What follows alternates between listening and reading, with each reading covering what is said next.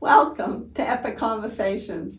I'm Diane, and I'm here today with my husband, John, the godly, gifted, handsome, talented man. Is that all? Come on, keep it going.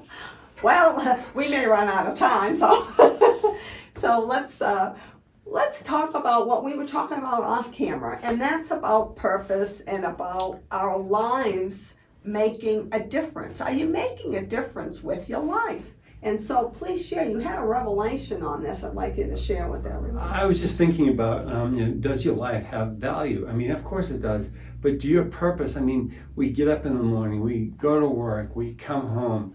I mean, is that all? I think there's a song written in the 40s. You know, I can't remember the song. I should think Patty Page, I think, sang it. Is that all there is? Something like that. But basically, I'm thinking about as we get older, you think a little bit different, and from the time you're born to the time you die, you wake up, you go to sleep. How many hours per day do you have to do something? It's not just constructive. I mean, when we die, and you see a hearse going down the street, you do not see a U-Haul, a trailer hitched to it, a car hitched to that, and a motorcycle. Everything you own. When we leave from this world to go in heaven with the Lord, you can't even take the clothes that you're wearing on the day of your funeral. You can't take nothing. The only thing you can do is take relationship, people. That's all you can. That's all you can do is take people. So I'm thinking about the people I grew up with and hung around with. We had 3 streets: Jonathan, Woodhill, and Moss. We call it the Circle. And I'm thinking about all those people from my past that I knew. Who's going to tell them about salvation through Jesus Christ? And I'm sitting and thinking about, I need to make some sort of connection with them, find them, and talk to them via a letter. I don't think I'm going to talk to them personally, but a letter would be helpful.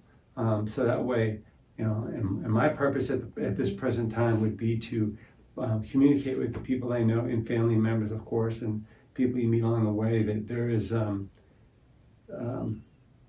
trying to think of, there's a place after death, and it's heaven. And there's more to life yes, here more, on exactly. this earth. Yes. And they can make a difference too. Mm-hmm. Exactly.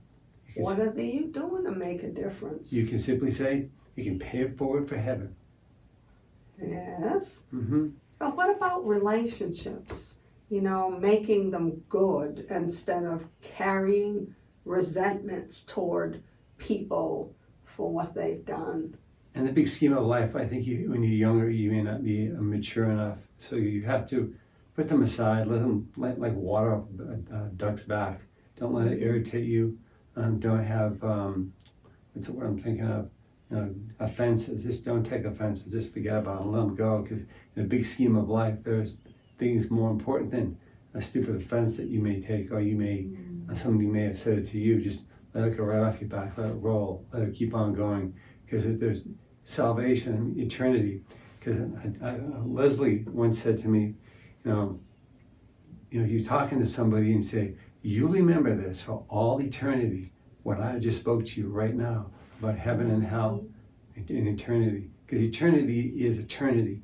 And when you think about eternity, how can you really define that? I can say the word eternity, but I could simply say, if I gave you a tablespoon and your job was to, if it was physically feasible, to shovel all the sand using just a teaspoon till you made a pile of sand that would go from the earth to the moon, and then get it all, then you can walk up to the moon and such. Then when you're all done, shovel it back on the earth.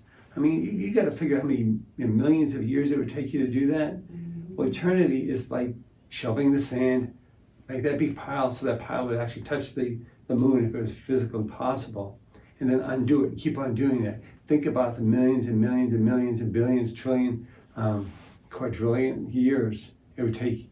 And eternity just goes on and on. There's no limitation. There's no stop to it. So wouldn't you want to have a good relationships here on earth to take them with you when you go to heaven? And how do you have a relationship with God?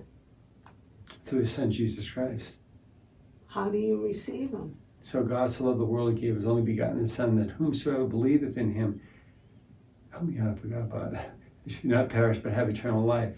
And he said, everybody, you limit yourself. Believe in our heart and confess it with our exactly. mouth. Jesus is Lord. Exactly, and it's very simple. It's believing in the heart and confessing with the mouth. John 3:16. Thank you. You're welcome. I appreciate you. And thank you for joining us. And we look forward to seeing you next time. And in the meantime, have an epic day in the Lord.